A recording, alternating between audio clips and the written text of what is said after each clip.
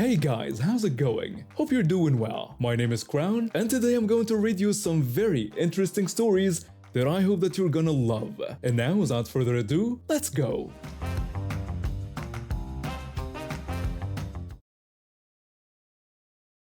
I started playing flute when I was 10 and have been doing it for about 8 years now. What my parents suggested turned into my biggest passion. I practice almost every day, take private lessons, and have been first chair in our youth concert band for the past 2 years. It's not just about the position, I genuinely love the instrument and take pride in helping our ensemble sound its best. Our youth group offers badge examinations twice a year where young musicians can earn bronze and silver certifications. These aren't just participation trophies, they require serious skill and preparation. I've been working toward my silver badge for months, practicing advanced pieces and technical exercises until my fingers could play them in my sleep. Last Saturday was exam day. I was scheduled for the afternoon silver exam, feeling nervous but confident. I'd put in the work and my teacher believed I was ready. What I didn't know was that Karen, a girl who'd been in our band briefly before Easter, was taking the bronze exam that morning. Karen had been problematic during her previous stint with us. She'd joined our concert band claiming she was ready, but it became obvious pretty quickly that she wasn't. Her intonation was awful, she couldn't keep time, and she had this habit of playing along during my solo parts even when she wasn't supposed to. When people tried to help her, she'd get defensive. Her mother was even worse, constantly making excuses and insisting that Karen was being treated unfairly. Eventually, they'd stopped coming to rehearsals, and honestly, everyone was relieved. Saturday evening, after I'd successfully passed my silver exam with a score I was proud of, our youth leader approached me at the social gathering afterward. He congratulated me on passing with such a great score, then asked if I knew anything about how Karen did on her bronze exam. I told him I had no idea since I hadn't even seen her there. He explained that normally all the candidates call him afterward to find out their results, but since he knew I didn't like making phone calls, he figured he'd just ask me directly. He went on to tell me that Karen's teacher had repeatedly refused to sign the permission form for Karen to take the exam, insisting she wasn't ready. But apparently Karen's mother kept pushing until the teacher finally gave in, and now he was curious if she had actually managed to pass. I found it odd that he was asking me specifically, but I shrugged it off and enjoyed the rest of my evening celebrating with the other successful candidates. Fast forward to yesterday, and I'm walking into rehearsal for our Friday concert. I usually keep my earphones out during rehearsals, but something made me keep them in when I entered the room. The moment I stepped through the door, every conversation stopped. Complete silence. It took me a minute to notice everyone staring at me. I asked why everyone was looking at me like that, wondering if someone had died. That was honestly my first thought given the heavy atmosphere. Our chairman walked over and put his hand on my shoulder with this grim expression. He told me that no one had died but Karen and her mother were there. When I asked why, he explained that Karen had passed her bronze exam on Saturday, and now her mother wanted her to rejoin the concert band. He said he knew what I was thinking, but they didn't want to start any drama. They were currently in the conference room with our band director, but he wanted to talk to me first since they had given me such a hard time during rehearsals before Easter. He asked what I thought about the situation. I told him I had never been thrilled about her joining before, and I still wasn't happy about how things had gone. I explained that earning a badge doesn't automatically make someone a better flutist or a better person. But I said if she was genuinely willing to learn and take constructive criticism when she was doing something wrong, I wouldn't cause problems. He thanked me and said he really owed me one for this. I wasn't happy about this development, but I sat down and started warming up with some music that was lying around. I managed to play maybe 5 notes when the conference room door opened. Out came our band director, followed by Karen and her mother. I immediately felt the mother's hateful stare burning into me. Unfortunately, my 2 closest friends in the band couldn't make it that day, leaving me to deal with this situation completely alone. The band director came over and asked if I was already there, noting that I'd probably already discussed the situation with the chairman. I nodded. He told me he'd spent the last 30 minutes trying to reason with those two. He explained the situation. Karen's mother was convinced that Karen deserved to play first chair because she had done so well on her exam Saturday. This was already ridiculous. I'd heard from multiple sources that Karen had barely scraped by on her bronze exam. The band director continued, saying I didn't have to give up my parts or my chair position, but he needed to ask both of us to play a piece at the end of rehearsal to determine who should hold first chair. He asked if I was okay with that. I was already laughing internally because I knew this whole situation would make great material for social media later. I told him it was no problem at all. Karen's mother immediately jumped in with her smug attitude, declaring that her daughter played so much better than me and would prove it that night. She said she hoped I would be the one getting kicked out afterward, claiming her daughter never deserved to be treated the way she was treated here. I just told her whatever and asked her to leave me alone. To prevent another harassment session, the band director suggested that the mother leave and return later if she insisted on hearing her daughter's performance. She left with this incredibly smug grin, but I was already over her nonsense and just wanted to get through rehearsal. During practice, Karen played as terribly as I remembered. It was honestly painful to listen to. My heart breaks when I hear someone mistreating an instrument like that. We ran through the piece that contains my solo section, and Karen had the nerve to play along during my solo. The band director had to stop and tell her off, then restart the section. I could see other band members trying not to laugh. After nearly 2 hours of me fighting the urge to say something I'd regret, rehearsal finally ended. The band director handed us the sheet music we'd be performing from, and right on cue, Karen's mother returned wearing the smuggest expression I'd ever seen. The band director asked who wanted to go first. Karen's mother immediately declared that I should go first since I thought I could beat her daughter. She said that way, her precious daughter could show everyone just how much more amazing she was compared to me. I said that was fine if that's what she wanted. I started playing. The piece wasn't particularly difficult. I performed it several times before, but the solo flute part contained some very tricky passages that require specific technique and experience. It's a silver level piece, which is exactly what's expected for a first chair position. I just earned my silver badge the previous Saturday, but I'd already proven my abilities to everyone's satisfaction. After I finished, it was Karen's turn. But before she could begin, her mother made another outrageous demand. She insisted that I needed to let her baby use my flute to make this fair. When I refused, she argued that my flute was much better quality and had a superior sound. She claimed that if Karen played on her own instrument, she'd sound worse, and that wouldn't be fair. She demanded I give Karen my flute right away. I told her absolutely not. I said I told her before and I'd tell her again, keep her hands off my flute. I suggested that if she thought that was the problem, she should buy Karen a better one. I warned her that if she tried to grab it, I would hurt her. I clutched my flute tighter and stared her down. Before she could escalate further, the band director told Karen to begin playing. What followed were the most excruciating 5 minutes of my entire musical life. Karen made a complete fool of herself, fumbling through every single passage and not managing to hit a single note correctly. She was completely out of tune, constantly missing the B flat and playing B natural instead. She absolutely butchered the solo section in ways that required genuine skill to mess up that badly. When she finally finished her train wreck of a performance, her mother immediately jumped up and ran to her. She insisted that her baby had just been nervous and played much better when she wasn't under pressure like this. I pointed out that it wasn't nervousness, she had just proved that she didn't belong in a concert band. Internally, I was thinking she just proved she should never touch a flute again. Karen's mother started whining like a 5-year-old having a tantrum.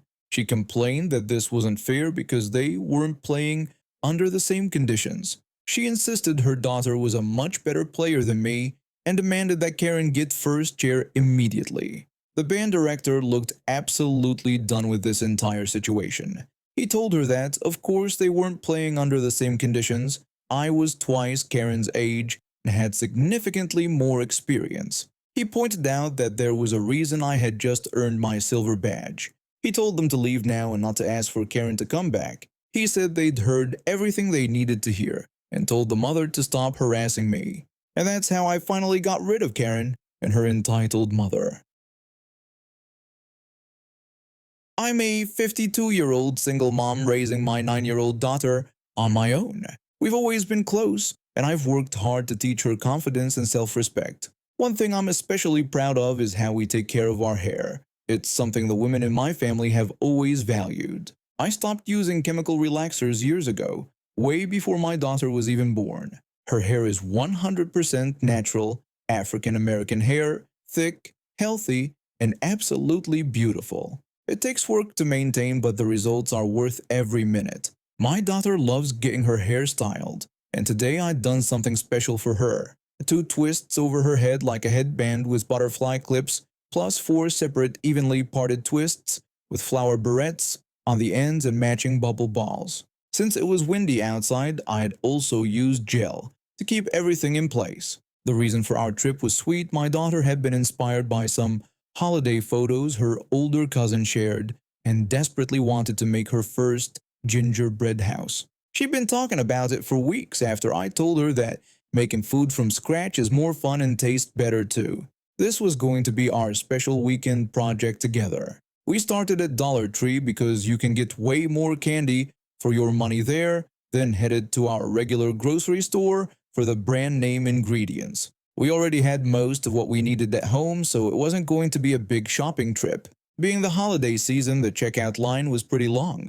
My daughter was practically bouncing with excitement, talking non-stop about how she couldn't wait to get started and make the cutest gingerbread house ever. I was enjoying her enthusiasm when I noticed the woman behind us. She looked to be in her 40s, dressed in expensive clothes that screamed money. She had this big smile on her face when she complimented my daughter's hair, telling us how pretty it looked. I thanked her. My daughter gets shy around strangers, so she just smiled quietly. But something about this woman made me uncomfortable. She wasn't standing on the 6-foot marker on the floor that's supposed to separate customers in line. She was way too close. When I started loading our items onto the conveyor belt, I noticed one of my daughter's flower barrettes had fallen off, and one of her little twists had come loose.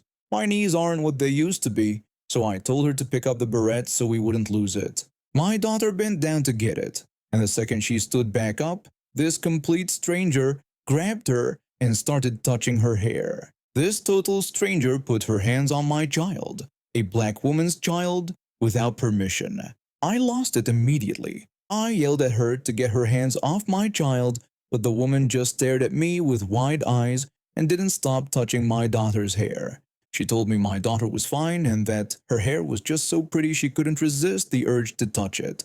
At this point, I started taking off my earrings. This wasn't going to be my first fight if it came to that. I told her I didn't know her and that I wasn't above resisting the urge to touch her right back. I grabbed her hand and threw it aside so hard it smacked into the conveyor belt. She cried out in pain, clutching her hand and asking what the hell was wrong with me. I told her she doesn't put her hands on someone else's child, and that if I did that to her kid, she'd have me arrested. That's when this woman looked at my daughter, who was on the verge of tears, and said something that made my blood boil. She told my daughter that her mean mommy probably beats her at home, and that she was probably being abused. She said she could take my daughter away from that pain. My daughter started backing away from this crazy woman, but then the woman grabbed my child's arm by force. My daughter shrieked, and I backhanded that woman clean across the face. She just gasped and stared at me like I was the crazy one. Well, I was the right kind of crazy, the kind you don't mess with when it comes to my child. I don't know if someone called for help or if they were already on their way, but 2 security guards showed up and restrained me. I'm not a small woman, so it took both of them. The woman immediately started sobbing and putting on a show. She told them to arrest me, calling me a psycho and claiming I'd assaulted her when all she did was say my daughter's hair was pretty. I yelled back that she had put her hands on my baby and that she was lucky I wasn't beating her up and down the aisles right then. Thank God for witnesses. The cashier and several other shoppers spoke up for me, telling security that this stranger had just started touching my daughter's hair for no reason. The manager told one of the guards to stay with the woman while he took me, my daughter, and the other guard to his office. I told them everything that happened, and then they checked the security cameras. Everything was there on video: the woman touching my daughter's hair, me telling her to stop, and me slapping her when she forcibly grabbed my child's arm. The footage backed up every word I'd said.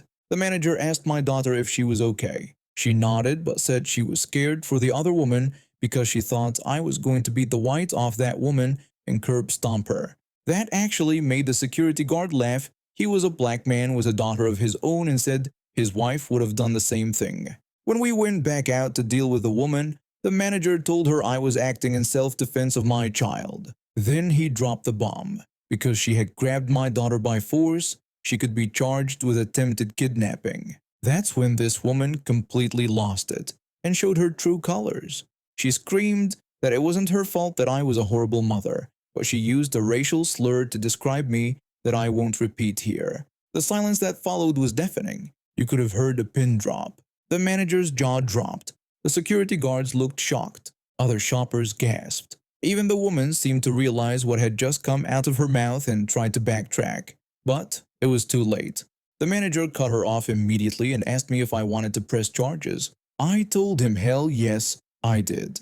The security guard who'd been watching the woman walked over with handcuffs and escorted her out of the store. She was charged with attempted kidnapping and hate speech. The manager comped our $40 purchase and apologized for what happened. We finally made it home, and despite everything, my daughter was still excited about making her gingerbread house. My ex-husband and I got married when I was 23. He worked in the mining industry with one of those fly-in, fly-out jobs where he'd be away for weeks at a time, then home for a week or two. It seemed romantic at first, the anticipation of him coming home, the excitement of reunion. But after our daughter was born, the reality set in.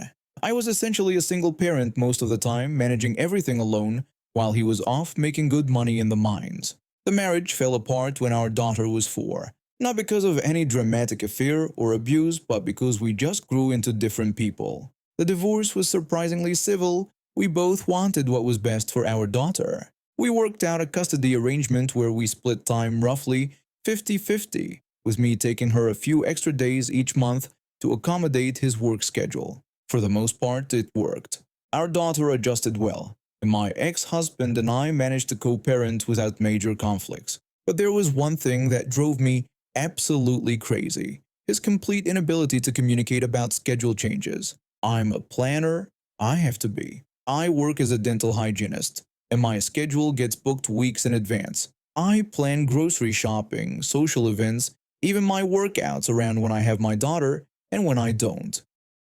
It's not that I don't want to spend time with her. She's the light of my life, but I need notice to rearrange my life.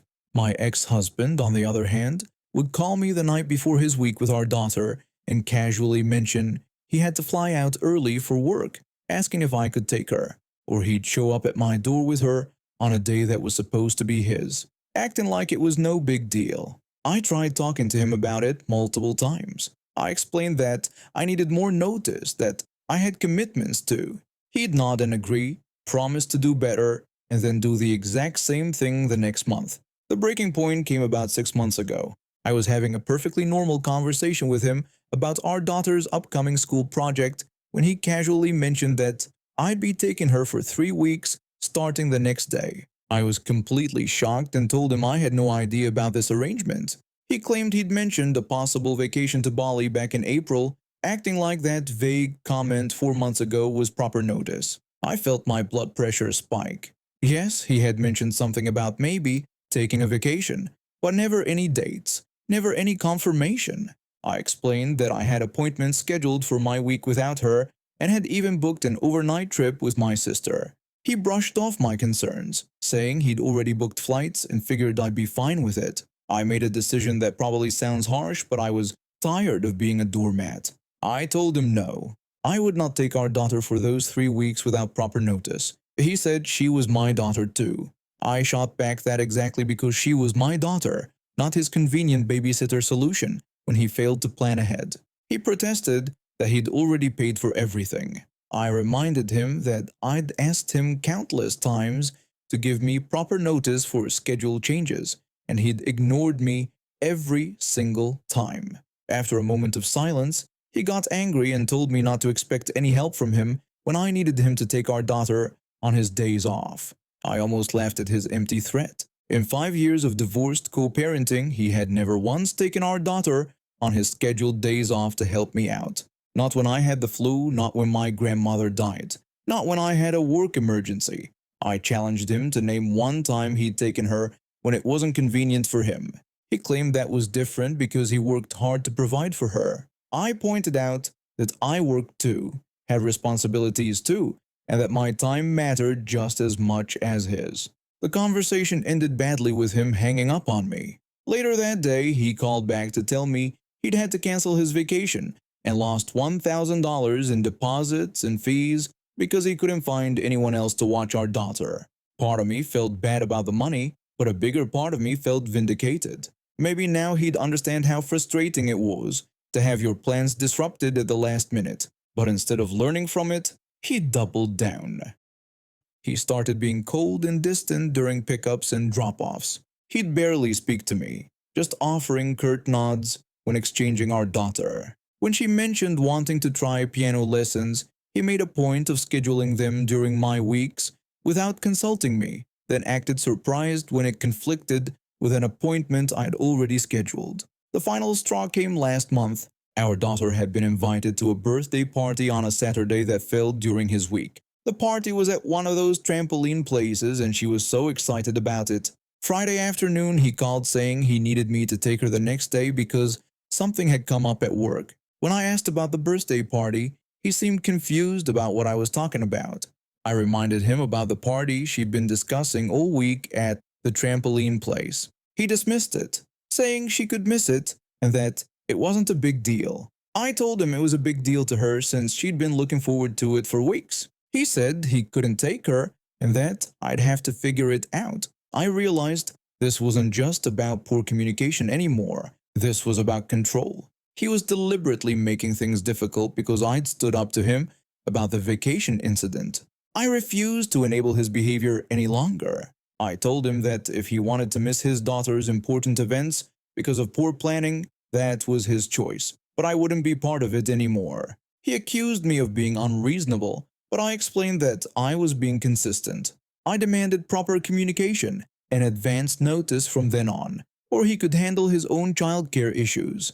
He started yelling, calling me selfish and accusing me of putting my convenience over our daughter's needs. But I'd found my backbone. I told him that our daughter's needs included having parents who respected each other enough to communicate properly and that he'd shown me no respect for 5 years. I hung up on him. 20 minutes later, he called back in a panic. Apparently, his work emergency had mysteriously resolved itself, and he could take our daughter to the party after all. Since then, something interesting has happened. He started giving me actual notice for schedule changes. Not perfect notice, but at least a few days instead of a few hours. He even sent me a text last week asking if I could switch weekends in 2 weeks' time because he wanted to visit his brother. I said yes because that's how co-parenting should work, with communication, respect, and advanced planning. Our daughter is happier too. She's not constantly being shuffled around at the last minute or missing events because of poor planning. She has stability and predictability, which is what she deserves. And now we have reached the end of today's stories. Thank you for watching, and see you next time.